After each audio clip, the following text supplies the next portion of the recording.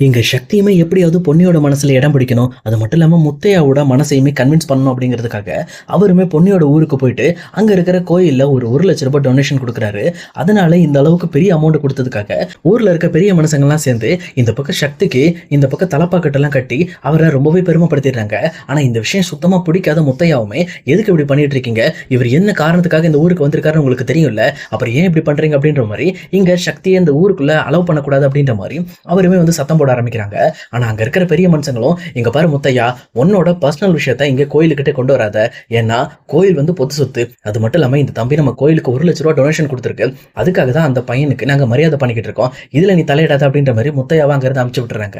ஆனா இன்னொரு பக்கம் சக்தியுமே எப்படியாவது இங்க பொன்னியோட மனசை கன்வின்ஸ் பண்றோம் அப்படிங்கிறதுக்காக தான் இதெல்லாம் பண்ணிக்கிட்டு இருக்காரு. ஆனா இது எல்லாமே இங்க முத்தையாவ ரொம்பவே கஷ்டப்படுத்திக்கிட்டு தான் இருக்கு.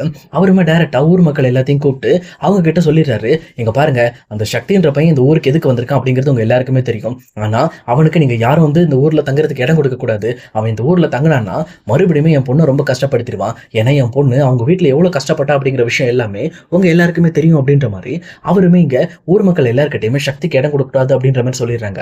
அதே நேரம் சக்தியுமே அந்த மாலை மரியாதைலாம் முடிஞ்சதுக்கு அப்புறம் அவங்களும் டைரக்டா ஊர் ஃபுல்லா சுத்த ஆரம்பிக்கிறாங்க. கிட்டத்தட்ட அவருக்கு தங்குறதுக்கு ஏதாவது வீடு கிடைக்குமா அப்படிங்கிறது தான் அவருமே சர்ச் பண்ண ஆரம்பிக்கிறாரு. அவர் எவ்வளவு தேடி பார்த்தாலுமே சரி, அவருக்கு வீடு கிடைக்கிற மாதிரியே இல்ல. ஏன்னா ஏற்கனவே முத்தையா ஊர் மக்கள் எல்லாரையும் கூப்பிட்டு சொன்னதுனால யாருமே சக்திக்கு வீடு கொடுக்கறதுக்கு சுத்தமா விருப்பமே இல்லாம இருக்காங்க. சக்தியும் ரொம்பவே ட்ரை பண்ணி பார்த்து கடைசி வரைக்கும் வீடு கிடைக்கவே இல்லை. ஆனா அவருமே ஏதாவது ஒரு வீடு கண்டுபிடிக்கணும்னு சொல்லி ஒரு முடிவோட ஒரு பக்கம் சுத்திக்கிட்டு இருக்காரு. அதே நேரம் இன்னொரு சைடு இங்க சுந்தரமே அவங்க வீட்டுல ரொம்பவே கஷ்டப்பட்டுட்டு இருக்காங்க. ஏன்னா அவங்க அப்பா இறந்ததுக்கு அப்புறம் வீட்டோட சூழ்நிலை எல்லாமே தலைகீழா மாறிடுச்சு. இங்க சுந்தர் ஏதோ ஒரு கம்பெனிக்கு வேலைக்கு போனா கூட இங்க ஜெயலட்சுமி கம்பெனியில் நடந்த விஷயத்தை வச்சு எல்லாருமே சுந்தர கணக்கு போட ஆரம்பிக்கிறாங்க.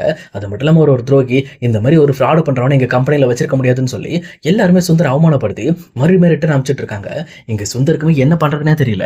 தான் குடும்ப சூழ்நிலையை சமாளிக்கணும் அப்படின்னா கண்டிப்பா நம்ம வேலைக்கு போய் தான் ஆகணும். இப்ப நம்ம பண்ண ஆடின ஆட்டத்துக்கு எல்லாத்துக்குமே இப்ப சேர்த்து வச்சு நம்ம கஷ்டப்படுறோமேன்னு சொல்லி ரொம்பவே வருத்தப்படுறாங்க. அதே நேரம் வெண்ணிலாவுமே, "இங்க பாருங்கண்ணே, நீங்க கஷ்டப்படணும்னு அவசியம் இல்லைண்ணே. கண்டிப்பா நானும் வேலைக்கு கேட்டிருக்கேன். எனக்கு ஒரு 2 நாள்ல வேலை கிடைச்சிரும்ண்ணே. அதுக்கப்புறம் என்னால முடிஞ்ச சப்போர்ட்டை கண்டிப்பா நம்ம குடும்பத்துக்கு நான் செய்வேன்" அப்படின்ற மாதிரி இங்க சுந்தரோட தங்கச்சியாவே வாழ ஆரம்பிச்சிடுறாங்க வெண்ணிலாவுமே. அதுக்கப்புறம் சுந்தரமே தன்னோட ரூமுக்கு போயிட்டு பயங்கரமா ஃபீல் பண்ண ஆரம்பிக்கிறாரு. நம்ம பண்ண தப்புக்கு இவ்வளோ பெரிய தண்டனை ரொம்பவே அதிகமா இருக்கு. நான் தப்பு பண்ணேன் தான். ஆனா யாருமே என்ன மன்னிக்க கூடாதா? எதுக்காக எல்லாரும் இப்படி பண்றாங்க அப்படின்ற மாதிரி ரொம்பவுமே கோபத்தோட இந்த பக்கம் சுந்தர் யோசிக்க ஆரம்பிக்கிறாரு.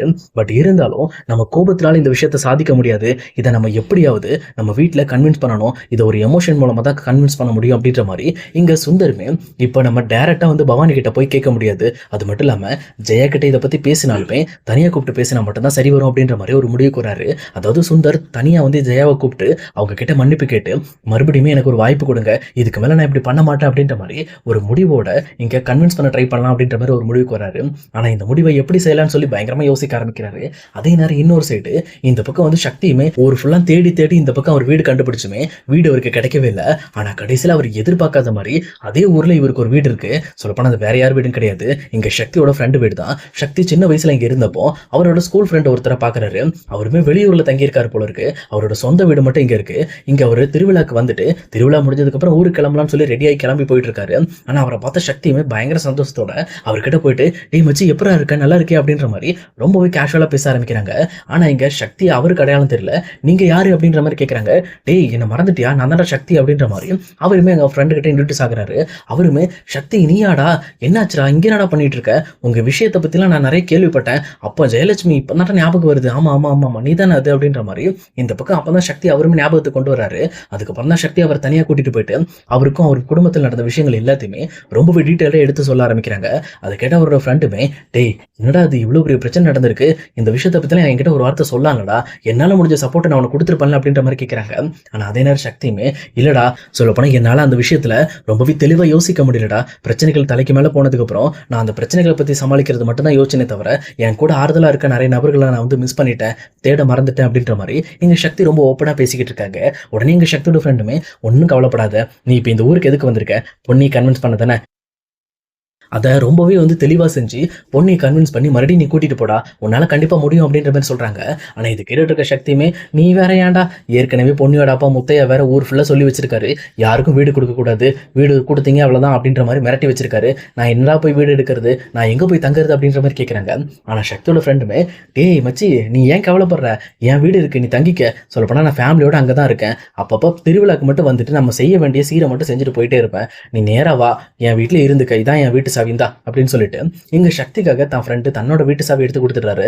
இங்க பாரு, நீ எப்பவும் போல இங்க பொண்ணியை கன்வின்ஸ் பண்ற வரைக்கும் இதே வீட்டில் நீ இருக்கலாம், உனக்கு எந்த ஒரு தடையும் கிடையாது, யாரும் இந்த வீட்டை வந்து எதிர்த்து பேச முடியாது, என்கிட்டயும் யாரும் பேச முடியாது, ஏன்னா நான் தான் இங்க இல்லையே, எனக்கு யாராவது கால் பண்ணா கூட நான் பேசிக்கிறேன் விட, நான் சமாளிச்சுக்கிறேன் அப்படின்ற மாதிரி அவருமே எங்க சக்திக்கு ஒரு வீட்டையுமே கொடுத்துட்டு அங்கிருந்து கிளம்புறாங்க.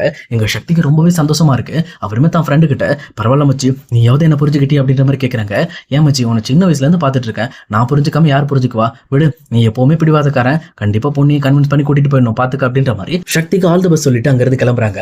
இங்க சக்தி ரொம்ப சந்தோஷத்தோட தன்னோட பேக் எல்லாத்தையும் உள்ள வச்சுட்டு அவருமே எப்பவும் போல இங்க பொண்ணியை டீஸ் பண்றதுக்காக கிளம்புறாரு. ஏன்னா பொண்ணியை வம்பளுத்தே ஏதாவது ஒன்று பண்ணிடணும், சொல்ல போனா அவங்களோட மனசை கொஞ்சம் கொஞ்சமா மாத்தணும்னா இப்படிதான் நம்ம பண்ண முடியும்னு சொல்லிட்டு டைரக்டா பொண்ணியை பாக்குறதுக்காக அவர் ஒரு பக்கம் தேடி போயிட்டு இருக்காரு. ஆனா இன்னொரு பக்கம் இங்க சுந்தருமே தான் மனசுல யோசிச்ச விஷயத்த ஜெயா கிட்ட பேசணுங்கிறதுக்காக டைரக்டா ஜெயாவோட மொபைலுக்கு ஒரு கால் பண்றாங்க. ஃபர்ஸ்ட் ஒரு 2 டைம் ஜெயா வந்து கால் அட்டன் பண்ணாம கால் அவாய்ட் பண்ண பாக்குறாங்க.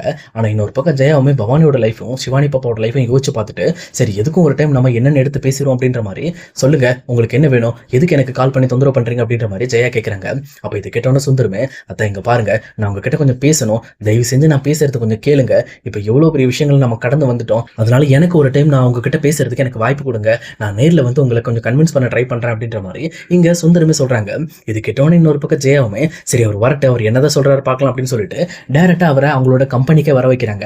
ஆனா கம்பெனிக்கு சுந்தர் போகும்போது அந்த நாடக கம்பெனியில் இருக்கிற எல்லாருமே இங்க சுந்தர ஒரு மாதிரி மேலைங்களையும் பார்க்க ஆரம்பிக்கிறாங்க. இவன் மறுபடியும் வந்துட்டானா அப்படின்ற மாதிரி ஒரு மாதிரி வந்து ஏற இறங்க பார்த்துட்டு இருக்காங்க.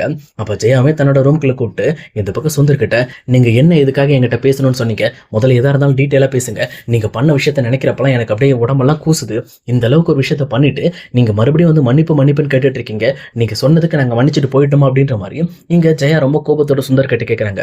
அப்ப சுந்தருமே, இங்க பாருங்க நான் பண்ண தப்பு தான், நான் மன்னிச்சிருங்க, நான் இந்த மாதிரி பண்ணிட்டேன், இதுக்கப்புறம் என்னால் அதை சேஞ்ச் பண்ண முடியாது, நான் தான் உங்ககிட்ட வந்து அப்ரூவ் ஆகிறேன்ல, ஏன்னா என்னால் பண்ண தப்பை என்னால் இனிமேல் சரி செய்ய முடியாது, இதுக்கு மேலே என்னால் தப்பு செய்யாமல் இருக்க முடியும் அப்படிங்கிறது தான் அவங்களுக்கு கொடுக்க விரும்புகிறேன். ஏன்னா இது எல்லாமே என்னோட வாழ்க்கைக்காக மட்டும் கிடையாது, பவானியோட வாழ்க்கையும் சிவானி பாப்பாவோட வாழ்க்கையும் யோசிச்சு பார்த்து தான் நான் ஒரு முடிவுக்கு வந்திருக்கேன். ப்ளீஸ் தயவு செஞ்சு நான் நம்புங்க, இதுக்கு மேலே இப்படி ஒரு தப்பு என்னால் வந்துச்சு அப்படின்னா நீங்கள் என்ன முடிவு எடுத்தாலும் அதுக்கு நான் கட்டுப்பட்டுக்கிறேன். ஆனால் இப்போ எப்படியாவது பவானி கிட்ட பேசி என்னை கன்வின்ஸ் பண்ணி சேர்த்து வைங்க அப்படின்ற மாதிரி இங்கே சுந்தர் பயங்கரமாக ஃபீல் பண்ணி அழ ஆரம்பிக்கிறாரு.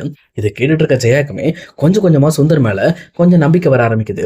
சுந்தர் ஒரு பக்கம் கஷ்டப்பட்டு இருக்காரு உண்மைதான், பட் இருந்தாலும் அவரு தன்னோட சூழ்நிலையை சமாளிச்சுக்கிறதுக்காக தான் இங்க மறுபடியும் பவானியோட தேடி போயிட்டு இருக்காரு. சொல்லப்போனா பவானியோட குடும்பத்துல இருந்தா மட்டும்தான் அவரால் சர்வே பண்ண முடியும். ஏன்னா இதுக்கு மேல அவர் பண்ண சீட்டிங் எல்லாம் வெளியில தெரிஞ்சதுக்கு அப்புறம் அவர் மறுபடியும் வெளியில சர்வே பண்ண முடியாது அப்படிங்கறத புரிஞ்சுக்கிட்டு தான் அவருமே இங்க ஜெயாவோட மனசை மாத்த வந்திருக்காரு. சொல்லப்போனா இங்க சுந்தர் நினைச்ச மாதிரி ஜெயாவோட மனசையும் மாத்திடுறாரு. ஆனா ஜெயா பவானி கிட்ட போய் பேசி பவானியோட மனசை மாத்த வாய்ப்பு இருக்கா? அப்படி மறுபடியும் பவானி சுந்தரை ஏத்துக்கிட்டாங்கன்னா அவங்களோட முட்டாள் வேற யாரும் கிடையாது. இல்ல சுந்தர் மறுபடியும் வந்து நல்லா திருந்தி எந்த ஒரு பிரச்சனையும் இல்லாம அங்க வாழ வந்தாங்கன்னா பவானி ஏத்துக்கலாம். அதனால என்னதான் நடக்க போகுது அப்படிங்கிற விஷயங்களை இனி வரப்போற எபிசோட்ல நம்ம கண்டிப்பா பார்க்கலாம் guys.